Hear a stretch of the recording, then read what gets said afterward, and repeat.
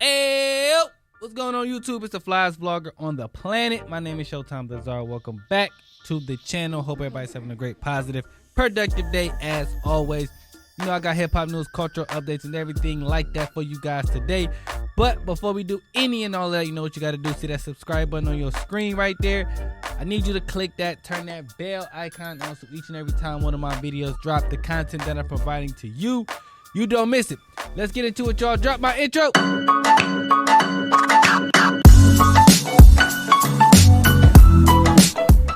YouTube, what up, though?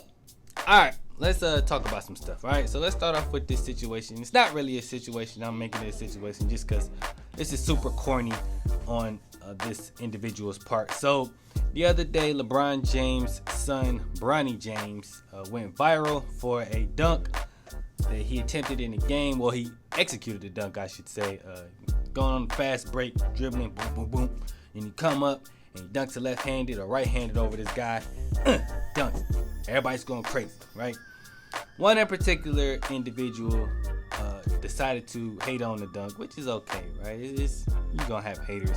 But this person, the reason I'm talking about him is because I just do not feel like this in particular hate is genuine, okay? And let me explain what I mean.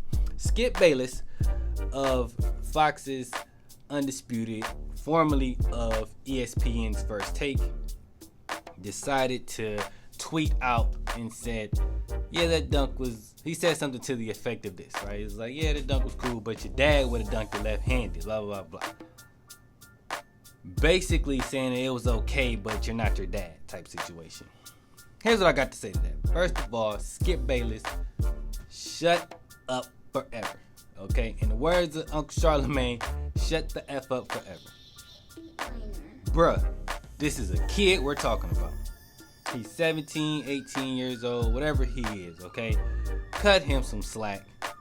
Relax, bruh. I understand your role, Skip Bayless. You're supposed to be, you know, the bad guy. You know, you're always saying all the bad stuff, blah, blah, blah, blah, blah. Okay, we get it, bro. You're the, if everybody's going right, you're going left. Okay, cool, we get it. That's your role on TV.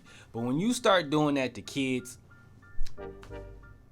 nah, it's just corny, okay? And it's corny now. We know that anybody that likes everything is like, if everybody likes LeBron James, you're going to be the guy that does it. If everybody likes Steph Curry, you're the guy that does it. Everybody likes this, you're not. We get it. You know, Joe Budden does it. Everybody, it's a thing, right? People, it's entertaining for TV.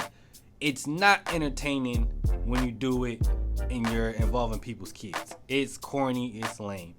Everybody appreciated the dunk. Why? Because LeBron James' son is 6'2", and that's a dunk. He executed a NBA game like dunk, you know, in a high school basketball game. So yes, it was impressive.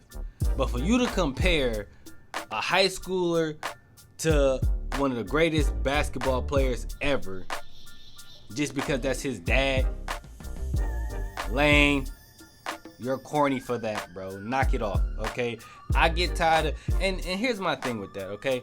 Again, I understand your role is to be the bad guy. We get it, bro. But not with everything. Some stuff it's okay for you to agree with people that was cool. You can say that the dunk was good, and you can go back and still be a hater of his dad. You don't have to be a hater of the entire damn family. Knock it off, bro. That's just corny, bro. That's some, it's weak. It's trash. Like you're a goofy for that, man. That's corny as hell, dog. Like really.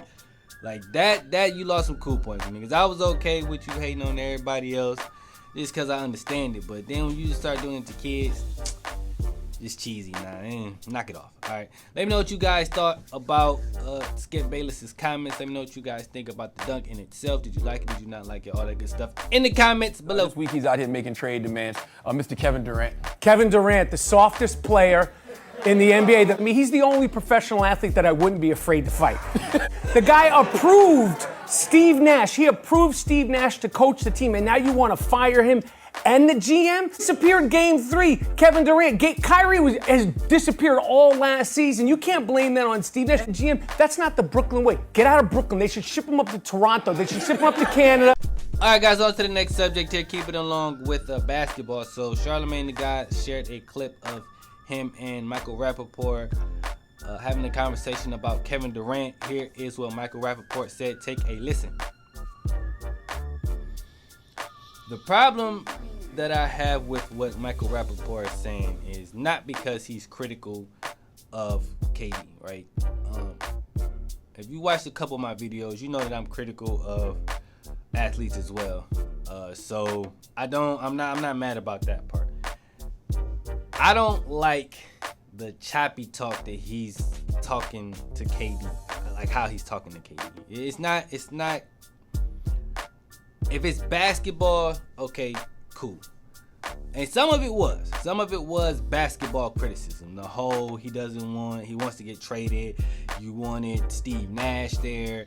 Now you want to get rid of Steve Nash and the GM. Those are basketball critiques. I'm fine with that. When you start talking about the man soft and Kevin Durant would be the only player in the NBA you wouldn't mind fighting. Nah, that's beyond basketball. Now you're taking it too personal, bro. This is where it gets out of line because, again, at the end of the day, this is entertainment. It's just sports. You don't got to take it that far. You don't got to insult him as a person. You don't got to insult his family, friends, his intellect, none of that stuff, because that don't got nothing to do with basketball. But when you're strictly talking basketball, those are fair criticisms because these are the things that he's done as a basketball player. He did want Steve Nash. He did want to play in Brooklyn. He did go talk to Kyrie Irving, and they kind of like grouped up and wanted to click up in Brooklyn. So these are all fair criticisms. Has he performed as a basketball player? Somewhat, since he's been in Brooklyn. Somewhat. Can you question his championship rings that he got in Golden State? Yes, these are all fair criticisms. But once you take it past that, bro, it's just kind of wild, and I don't like that because if you met him in person, would you keep that same energy? My answer is probably no. The reason is I just don't think that if you saw KD in person, you wouldn't talk to him like that. You wouldn't talk to him like that, and that's the issue that I have with it. Keep that same energy when you see him, because you're gonna run into him. Okay, you're a native New Yorker, so you go to probably Knicks and Brooklyn Nets games. If they start winning, don't switch up and be like, oh, he's the best player, blah, blah, blah, blah. No. Keep that same energy. That's all I'm saying, man. Now, do I think Brooklyn's going to win anything? Absolutely not, just because it's turmoil there. It's a you-know-what show. So, right now, I don't think Brooklyn's going to win anything, but I just really don't like how Michael Rapaport be talking about players. And that's not the first player he's done that to. He said some stuff about other players that just seems a little bit too... It's like he's too emotional about it, bro. Like, you don't play basketball for real. Like, you don't know what these players going through for real. Now, if you not criticizing them on strictly basketball, how they playing and decisions that they're making regarding basketball, I'm cool with that, because I do. Just don't talk about their family and them as a person. That's lame. But anyway, let me know what you guys thought about Michael Rapaport's comments. Fair criticism, not fair criticism. Do you think he took it too far? Yes, no, maybe. Let me know all that in the comments below. All right, guys, and the last thing I want to discuss with you guys today before I get up out of here. So, if you ever thought New Edition was a dysfunctional R&B group, you're probably right. But I think B2K got them beat. B2K probably has to be the most dysfunctional R&B group of all time. No question. Now, before we get into what specifically I'm talking about, let me just give a real shout out to NORE and DJ FN and everybody at Drink Champs, because they've been putting out some fire interviews these last 4 interviews. Now, they always did a pretty good job of interviewing. They're solid, you know what I'm saying? They're very entertaining. But these last 4, with the Patti LaBelle, the Neo, the Irv Gotti, and now the B2K, they've been putting out some heat. So shout out to them. Kudos to them, man. They deserve a round of applause. But specifically for this B2K interview, obviously it's the remaining 3 members minus Omarion. As we all know, it's like them 3 versus Omarion. But there's 2 in particular clips that I thought it was wild. Like, there was one where they're all sitting around talking, and then they're kind of like throwing shade about the verses that Omarion did, right? But this in another clip right here, This is interesting. Take a look at this one. What's up? Like, I'm hitting this nigga up, no response. Reading red in the DM, no response. Like, damn, bro, what's up? I'm going on the next season talking about the group, putting the shit back together. I had a conversation with April on that season. But hold on, you said on the DM? Yes. Wait, because I don't have the nigga number. Nah, y'all front, man. No cap. They're taking it too far. Bro, it's always been like this. Like, nah, it's like the dude comes y'all back. Y'all don't got a group chat? The dude comes B2K back. B2K group chat? So literally, I hadn't talked to him from that time till one day I was at April crib. Before the tour even came about conversation, and he was coming to drop off his kids, and he seen me sitting on the couch. And I was like, what's up? And he just turned and walked away. Tried to have a conversation with him then. I'm good. Time out. If the average dude is going over to drop off his kids, and he sees his group. Okay, so here's what I want to say about that one. Let's just start right here. First of all, I think it's cap that he don't have Omarion's number. He may not have it now for obvious reasons, but to say like it's always been like that, there's no way that you was in an R&B group and y'all never had each other's number. Like, how was y'all getting in contact? Okay, let's just start right there. Also, the fact that there's a part in here where he says, I'm chilling at April's house. What do you mean? You chilling at his baby mama's house? You don't think that's weird, bro? Like, you just kind of glossed over that. Obviously, the clip cuts after that part, and NORE probably went into more detail in it. So I would love to hear what his response was. But to put that out, like to say that, yeah, he came over there and I was chilling at April's house and I seen him and I said, what's up? What you mean, what's up? What you here for? You supposed to be my mans and you at my baby mama house. Why are you here, big fella? What's going on? What you mean, what's up? Ain't no damn what's up. I wouldn't give you my number either. What we talking about? What we talking about? This is the most dysfunctional. I ain't never seen nothing like this. These supposed to be your boys. And then what really makes me, I feel like none of these guys were actual friends.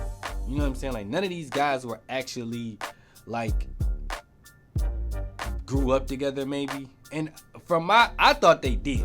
I could be wrong, but I don't know. It's a lot of weird snake stuff that's going on within this former group. Like, it's like, again, I brought up New Edition, but their situation, it was just like, I don't know, brothers fighting. This ain't even brothers fighting with B2K. This is just like some weird, just like, they just threw a bunch of guys together in a group and then they never really gelled. They just played it off like they did. And, you know, to the media and to the masses, it looked like these were the best of friends, but they weren't.